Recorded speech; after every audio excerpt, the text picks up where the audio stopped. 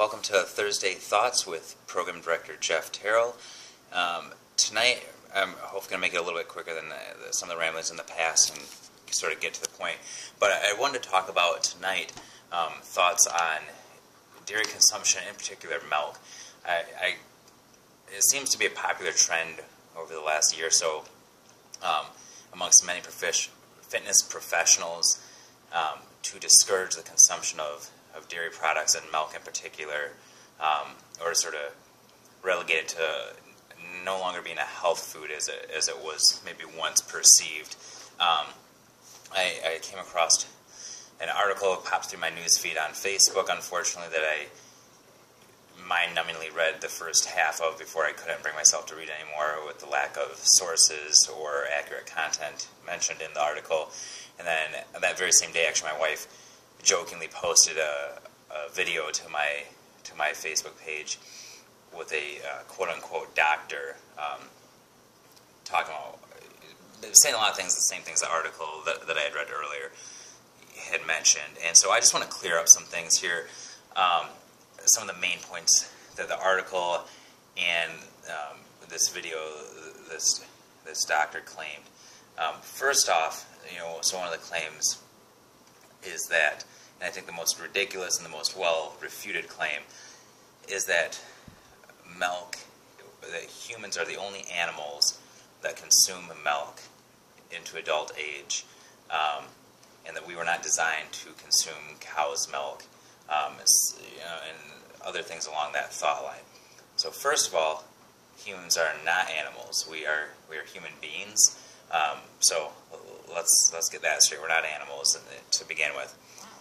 More importantly, though, so the claim that we are not made to digest, to consume milk, that our bodies somehow don't respond to that well. And I think that claim comes from the fact that some people have an issue with lactose and are lactose intolerant. Believe it or not, though, most people actually, most people can tolerate lactose just fine. The problem is that in the pasteurization process with milk, the lactase enzyme that is normally in milk is damaged and removed. So a real simple solution for that is you can buy a magical milk called Lactaid. Fairlife milk also has it also falls in this category. There's other milks out there where they actually just put that lactase enzyme back in there. No problem. Problem solved.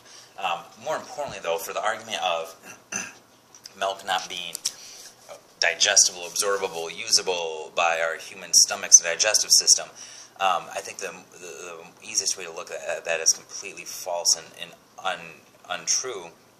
It's the simple fact that when you look at protein quality, as far as all the different measurements you would use to measure protein bioavailability, how well the body digests it, how well different sources of protein, spike protein synthesis in the human body, milk scores number one.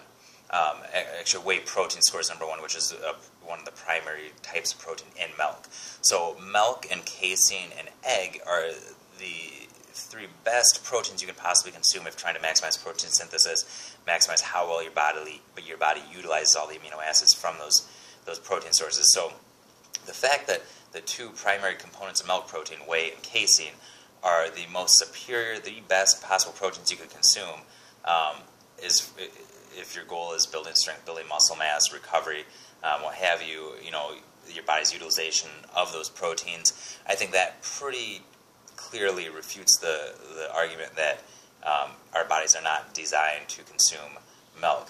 On the other hand, plant-based proteins actually score horribly on that. So if we're going to use any type of argument about what our bodies are made to consume or not to consume or not digest, you could actually use that argument since animal proteins tend to be the most bioavailable, most widely used by our body. You would actually, by that train of thought, you would actually be able to say we were not made to consume or eat plants, which I'm not saying that, but that, if you were going to actually look at how well our body utilizes things, that would be the path you would go down. The other thing, so another thought in these articles was this thought that, or this claim that milk is filled with all sorts of nasty things. antibiotics, growth hormone, you know, steroids, feces, and one of them even claimed, all this stuff. So in response to that, real simple fact, there's a thing that we mentioned earlier called pasteurization. We use that to kill all the bad stuff in milk that might make us not feel real good, that might not be real good for us. It's the equivalent of cooking your meat so you don't get salmonella. It's the equivalent of washing our eggs so we don't have feces on our eggs. By that same token, when you have things like plants that we consume, you know, bugs are on those plants. They eat, they poop, they do stuff on the plants. Rodents, critters, all sorts of things get on plants too. That's why we have ways of sanitizing the food products that we eat, whether that's through cooking, washing, or in the case of dairy, pasteurization.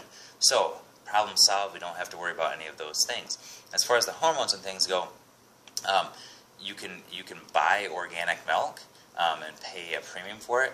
However, there is no difference if you were to do any type of testing on the hormone profiles in those milk products. There's no difference. So, and there's no ill health effects linked to milk in the grand scheme of things. So, again, not really a big concern. So, and the other claim that I really don't know where people get from is that milk will somehow make you fat, that it'll somehow, somehow make you gain weight. Every controlled study that I know of, that anybody knows of, I feel free to post something if you find anything contrary, repeatedly shows that you can pretty much, within reason, eat about whatever you want, especially if you control total caloric intake and total protein intake. If you match those, regardless of what foods make up your diet, as long as calories and protein consumption are the same, the net change in body weight and body composition are virtually identical. So milk's really not going to have any type of detrimental effect there. It's a great source of calcium, vitamin D. It's not a great source of protein.